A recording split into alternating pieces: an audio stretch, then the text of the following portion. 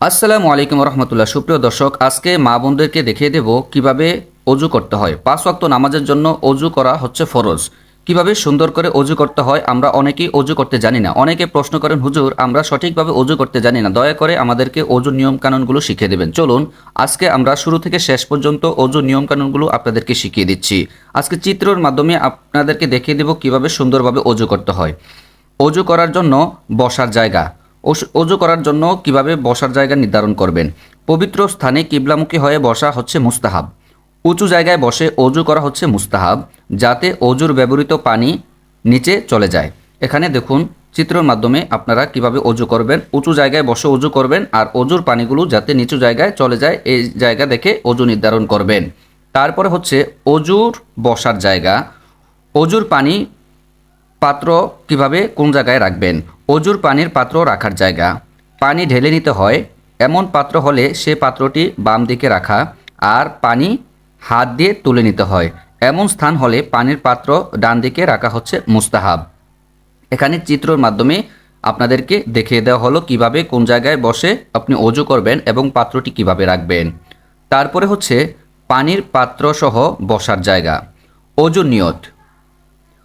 নিয়ত করা হচ্ছে সুন্নাত। নিয়ত মনে মনে করতে হবে। নিয়ত হচ্ছে মনের কাজ, মুখের কাজ নয়। মনে মনে নিয়ত করে নিয়তের শব্দগুলো মুখে উচ্চারণ করাকে মুস্তাহাব বলে।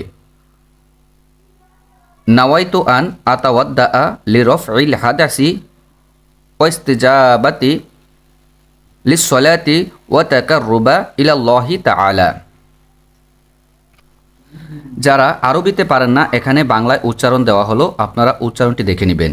তারপরে অজু শুরুতে নিচের দোয়াটি পাঠ করবেন।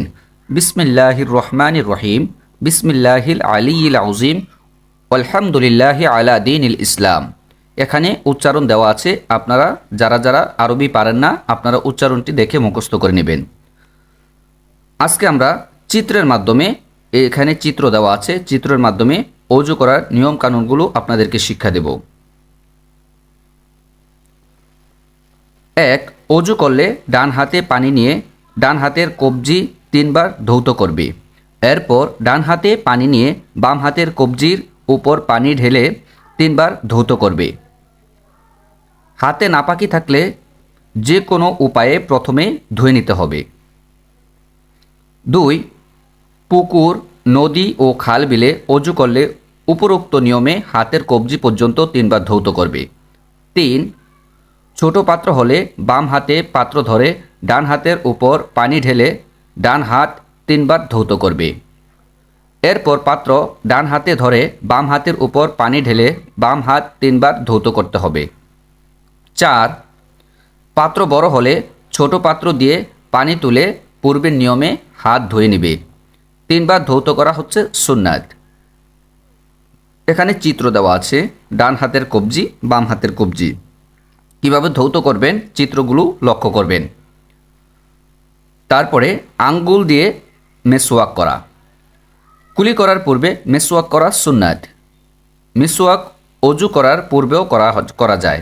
মেসওয়াক না থাকলে কিংবা মুখে কোনো সমস্যা থাকলে বা দাঁত না থাকলে আঙ্গুল দিয়েও ঘষে নেওয়া যাবে। 2 ঠোঁট স্বাভাবিকভাবে বন্ধ করলে ঠোঁটের বাহিরের অংশ যা বাহির থেকে দেখা যায় তা ধোয়া ফরজ। চোখের ভিতরে পানি পৌঁছানো জরুরি নয়।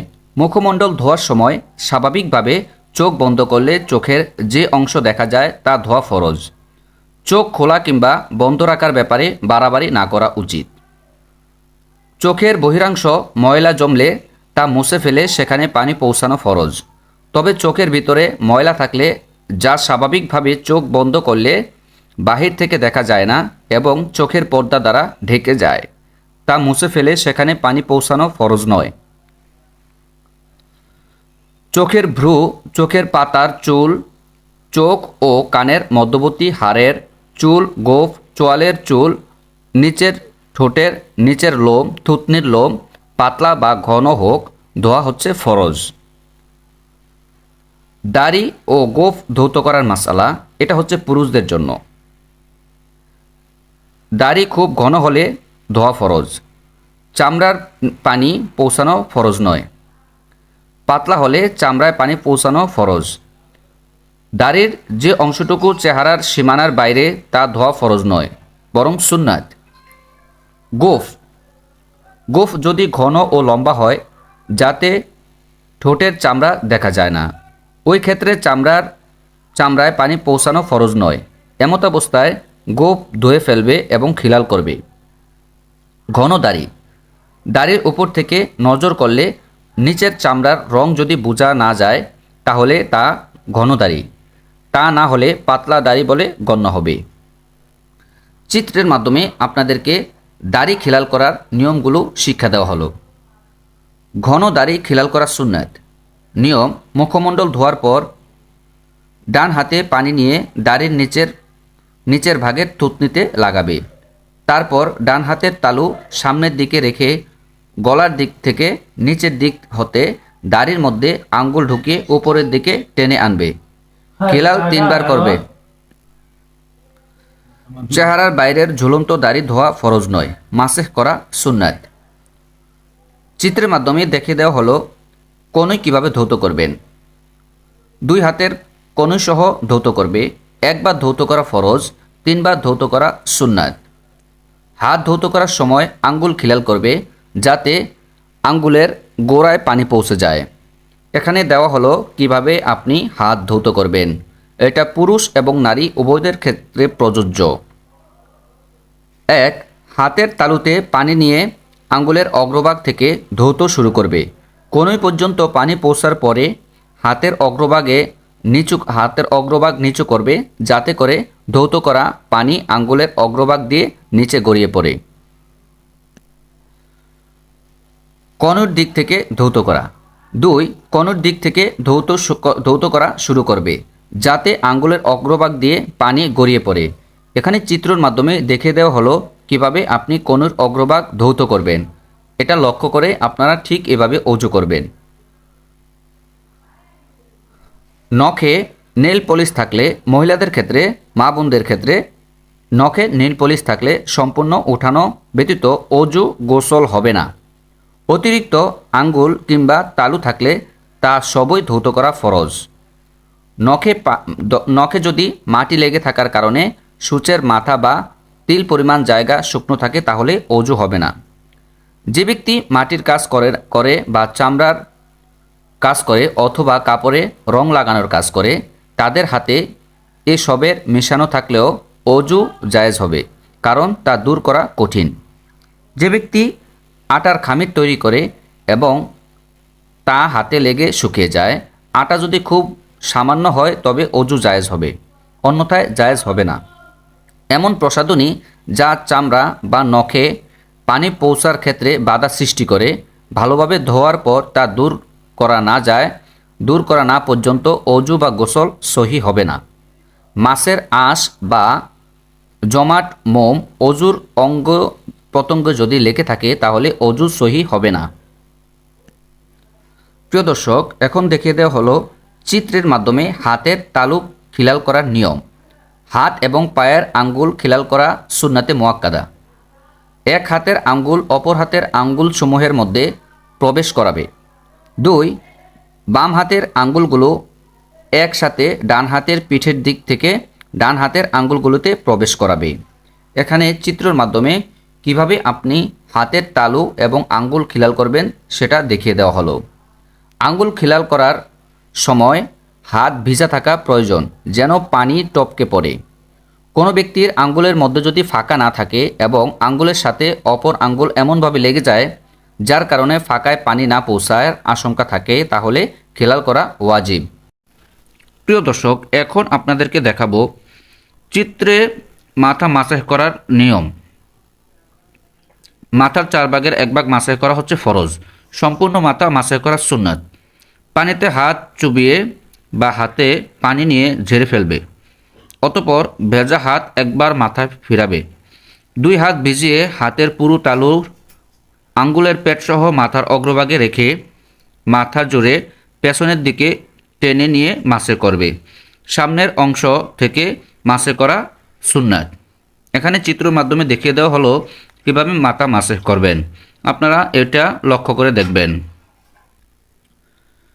বৃদ্ধ ও তর্জনী আঙ্গুলদ্বয় ব্যতীত উভয় হাতের আঙ্গুলের পেট মাথার মধ্যভাগে সামনে থেকে পিছনের দিকে টেনে নিয়ে যাবে। তারপর দুই হাতের তালু মাথার দুই পাশে রেখে পেছন থেকে সামনে টেনে নিয়ে আসবে। এখানে চিত্রের মাধ্যমে দেখিয়ে দেওয়া হলো কিভাবে মাথা মাসাজ করবেন। মাথার মধ্যভাগ, মাথার দুই পাশ। 3 আঙ্গুল দ্বারা মাথা মাসাজ করা ওয়াজিব। যাদের চুল লম্বা তারা শুধু কপাল বা ঘাড়ের উপর ঝুলন্ত চুল মাসাজ করলে মাসাজ হবে না। কপাল বা ঘাড়ের ঝুলন্ত চুল সহ মাথার মধ্যভাগ ও পাশের চুল মাসাজ করতে হবে। চুল বেনি পাকিয়ে যদি মাথার সাথে বেঁধে রাখা হয়, সেই বেনির উপর মাসাজ করা বিভিন্ন মতে জায়েজ হবে। অধিকাংশ মাশায়েখগণ বলেছেন, চুলের বেনি মাথার সাথে বেঁধে রাখা হোক বা ছেড়ে দেওয়া হোক, বেনির উপর মাসাজ করা জায়েজ হবে না।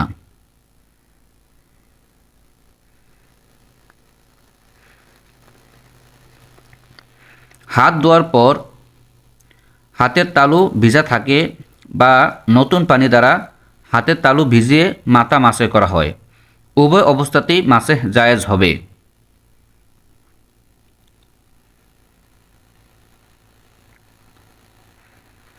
মুখমণ্ডলের সাথে মাথা ধুয়ে নিলে মাথা মাসাজ না করলেও চলবে, তবে এরূপ করা মাকরুহ।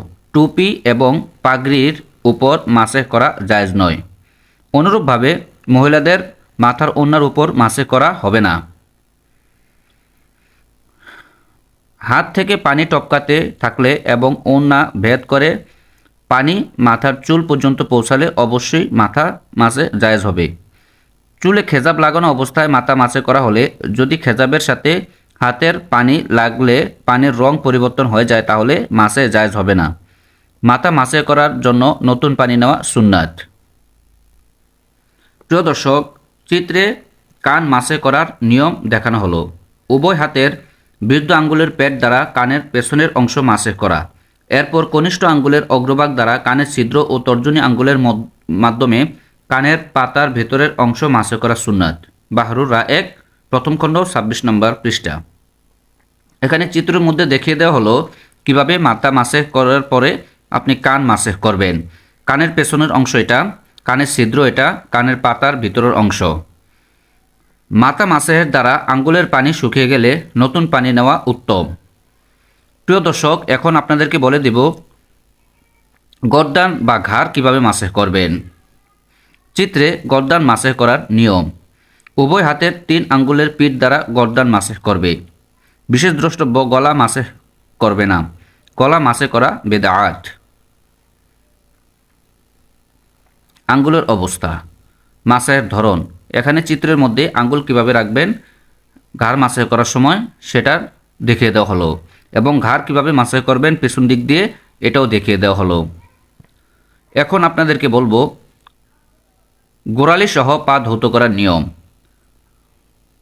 ডান হাত দিয়ে পায়ের সামনের অংশে পানি ঢালা সুন্নাত। বাম হাত দিয়ে পা ও পায়ের তলদেশ মর্দন করা মুস্তাহাব। প্রিয় দর্শক, এখানে দেখানো হলো পা কিভাবে মর্দন করা হয়, অর্থাৎ পা কিভাবে ধৌত করা হয়। টাকনু সহ কারো পা কেটে ফেললে তার পা ধৌত করা ফরজ নয়, তবে টাকনু অবশিষ্ট থাকলে টাকনু সহ কাটার জায়গা ধৌত করা ফরজ। তৈল ব্যবহারের পর পা ধৌত করলে অজু জায়েজ হবে যদি টাকনু সহ সম্পূর্ণ পায়ে পানি পৌঁছানো হয়। পা কাটা গেলে সেলাই করে দিলে সর্বাবস্থায় অজু জায়েজ হবে। চিত্রে পায়ের আঙ্গুল খেলাল করার নিয়ম। আঙ্গুল খেলাল করা হচ্ছে সুন্নাতে মুয়াক্কাদা। ডান পা, প্রথমে ডান পায়ের কনিষ্ঠ ও অনামিকা আঙ্গুলিদ্বয়ের মাঝে নিজ দিক থেকে আঙ্গুল প্রবেশ করিয়ে বাম হাতের কনিষ্ঠ আঙ্গুল দ্বারা খিলাল করবে। ডান পায়ের বৃদ্ধ আঙ্গুলে গিয়ে শেষ করবে। বাম পা, বাম হাতের কনিষ্ঠ আঙ্গুল দ্বারা বাম পায়ের বৃদ্ধ আঙ্গুল থেকে কনিষ্ঠ আঙ্গুলে গিয়ে শেষ করবে। এখন এটা চিত্রের মাধ্যমে দেখিয়ে দেওয়া হলো। ডান পায়ের আঙ্গুল খিলাল, বাম পায়ের আঙ্গুল খিলাল। অজুর শেষে অবশিষ্ট পানি পান করা। রোজাদার না হলে অজুর অবশিষ্ট পানি বা তার কিয়দাংশ পান করা মুস্তাহাব। এ পানির অনেক রোগের শেফা। এ পানি কেবলামুখী হয়ে পান করা মুস্তাহাব। দাঁড়িয়ে ও বসে উভয়ভাবে পান করা যায়। প্রিয় দর্শক, কীভাবে সুন্দরভাবে অজু করতে হয় আপনাদেরকে এই ভিডিওর মাধ্যমে শিক্ষা দিলাম। যারা যারা আমাদের ভিডিওটি দেখছেন আপনারা দয়া করে ঠিক এভাবে অজু করবেন এবং আমাদের সাথে থাকবেন। চ্যানেলটি সাবস্ক্রাইব করে দিবেন এবং অনুগ্রহ করে ভিডিওটি শেয়ার করে দিলে অত্যন্ত খুশি হব। ধন্যবাদ। আসসালামু আলাইকুম।